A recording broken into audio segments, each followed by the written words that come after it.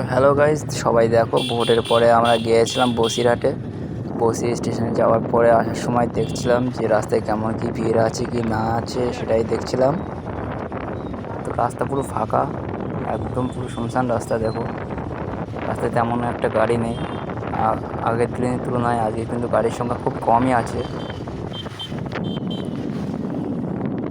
দুটো চারটে টোটো চলছে আর মোটর সাইকেল চলছে, বাস। আর কোনো কিন্তু বড় বড় গাড়ি নেই। বাসগুলো দেখো সব দাঁড়িয়ে আছে সাইডে, সব বড় বড় বাসগুলো সব বন্ধ হয়ে আছে। তো ভোটের দিনে এই বসিরহাটের অবস্থা এই। সবাই দেখে নাও, কেন বসিরহাট আমাদের এলাকার অবস্থাটা পুরো, মানে ভোটের দিন সব কিছুই বন্ধ আছে। যেহেতু আজকে ভোট ছিল, তো তাই জন্য সব গাড়ি ঘোড়া আজকে বন্ধ ছিল। কাল থেকে আবার গাড়ি ঘোড়া সব স্বাভাবিক হয়ে যাবে। তো আজকে ভাবছিলাম আমরা কাটাখালি ব্রিজে যাবো, তো কিন্তু আজকে আর যাওয়া হবে না, আজকে সন্ধে হয়ে গেছে। তো কালকে আমরা যাব কাটাখালি ব্রিজে। কালকে ভিডিওটা দেখো, কাটাখালি ব্রিজটা এখন সুন্দর করেছে, এখন ওখানে প্রচুর লোকজন হচ্ছে।